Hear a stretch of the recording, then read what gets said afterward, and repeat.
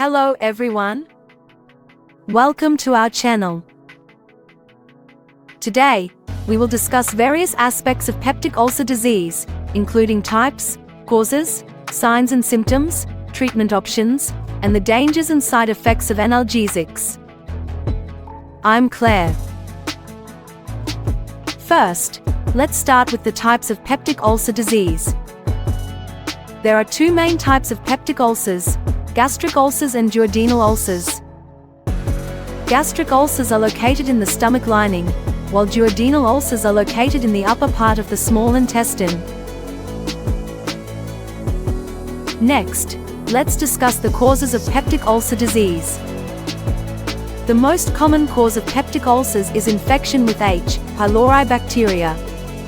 Other factors that can contribute to the development of peptic ulcers include the long-term use of non-steroidal anti-inflammatory drugs, NSAIDs, such as aspirin, ibuprofen, and naproxen, as well as excessive alcohol consumption and smoking.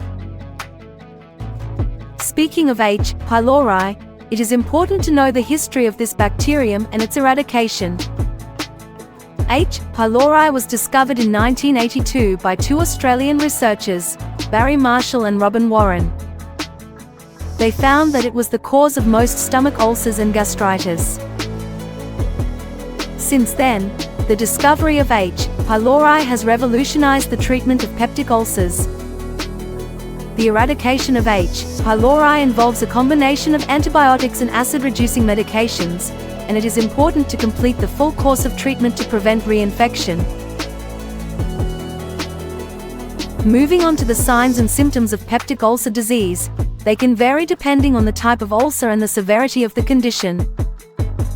Common symptoms may include abdominal pain, bloating, nausea, vomiting, and weight loss. If you experience any of these symptoms, it is important to consult with a healthcare provider for proper evaluation and treatment. In terms of treating peptic ulcer disease, there are several options.